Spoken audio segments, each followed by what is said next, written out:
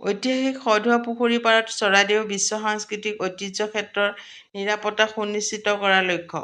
চৰাইদেউ মৈদাম police আউটপোষ্টৰ শুভ উদ্বোধন বিধায়ক ধৰ্মেশ্বৰ কোঁৱৰৰ।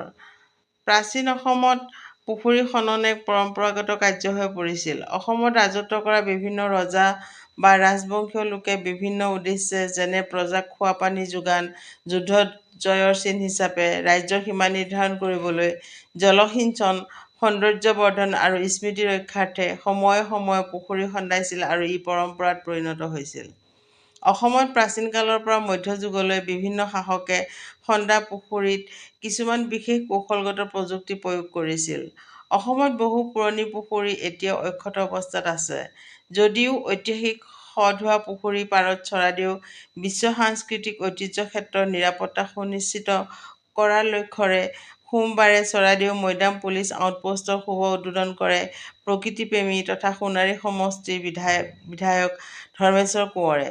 ইয়াৰ সুৰক্ষা সুনিশ্চিত কৰাৰ লক্ষ্যৰে বিধায়ক ধৰ্মেশ্বৰ কোঁৱৰে ৰাইজৰ দীৰ্ঘদিনীয়া দাবীৰ প্ৰতি সঁহাৰি জনাই আজি এক গুৰুত্বপূৰ্ণ অনুষ্ঠানৰ জৰিয়তে চৰাইদেউ মৈদাম পুলিচ আউটপোষ্টটিয়ে ৰাইজৰ নিৰাপত্তা আৰু বহুদিনীয়া আশা-আকাংক্ষা পূৰণ কৰাৰ লগতে ঐতিহাসিক ক্ষেত্ৰখনৰ নিৰাপত্তা ব্যৱস্থা সুনিশ্চিত কৰিবলৈ সক্ষম হোৱাৰ পোষকতা কৰি অঞ্চলটোত অসম আৰক্ষীৰ বিষয়া কৰ্মীসকলৰ সহযোগত গছপুলি ৰোপণ কৰে বিধায়ক ধৰ্মেশ্বৰ কোঁৱৰে।